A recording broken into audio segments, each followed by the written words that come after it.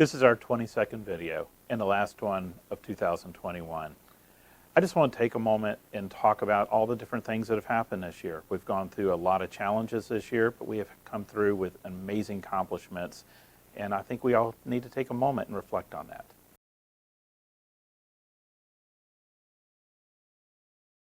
So around 7 years ago, we started planning for these two major projects that we had opening in this past couple months. One being SMH-Venice Hospital, and the other being the Oncology Tower. Amazingly, they both came together within about a week of each other and opened. I think people think that that was a pretty large step to take, but our team came around. We had leaders in place that had done amazing planning, and we really hit the ball out of the park on both these projects. These are both amazing milestones for this organization. In our 95-year history, we've never done anything remotely like this. This is our second hospital to open in 95 years. It's our major project in cancer that we are bringing towards the community, and I just don't think we can overlook either of these.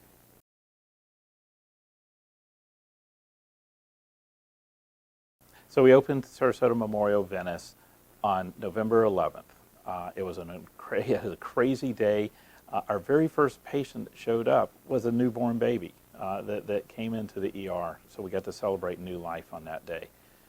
By the next Tuesday, we had 107 patients in our 110-bed hospital. We had no idea we would have that kind of demand that fast, but our team rallied and gave exceptional care to every one of those patients that came into the organization. It's truly a blessing.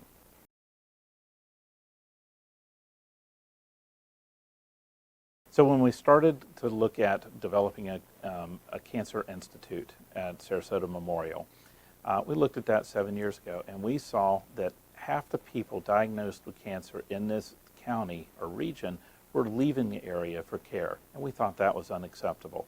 Our team rallied around and for 7 years planned a cancer institute. Part of that was the Cancer Tower that just opened back in November. It has been an incredible success. It is beautiful on this campus. The team rallied around, led by Lori Lang and Kelly Batista, to really deliver something for Sarasota that would have been unthinkable 5-10 years ago.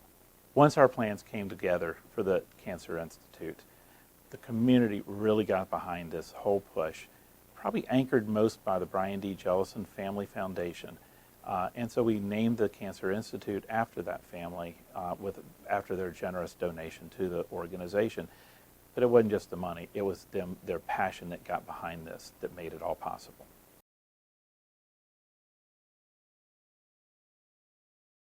We have a lot of exciting new projects that are going to kick off in 2022. One of these is going to be the Cornell Family Behavioral Health Pavilion. We are very much looking forward to this. We're going to take the old facility that's on Bayside, on the corner of Osprey and Waldameer, and we're going to build a new facility to take care of the patients that are being seen there. But not only that, we're going to expand it to full behavioral health continuum of care. So we'll have outpatient, we'll have partial day, we'll have everything centered in this new beautiful facility to take care of a need in this community that has gone unmet for quite some time. Another exciting project that you're going to see in 2022 is the expansion of SMH-Venice. We know that that hospital is already full. We talked about that just a little bit ago. We have plans to add another 100 beds starting this next year. So we're all looking forward to continuing to have our commitment to that community and a commitment to quality patient care and delivering that on each and every day to our patients. This is just a small sampling of the projects that we can continue to deliver year after year to meet the needs of our community. This is a growing community. We are a part of this, and we need to be here now and in the future for the growing needs of this area.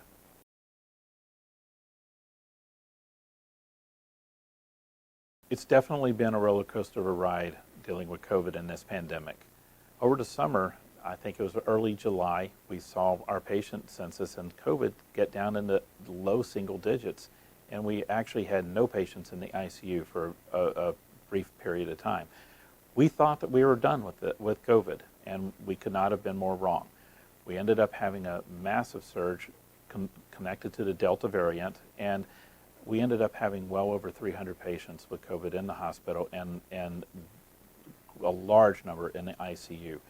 Our team came together and dealt with that like warriors. I mean, the people that came in and worked day in and day out treating those patients were true heroes in every sense of the word. And this community doesn't have enough thank yous to give out to express the gratitude.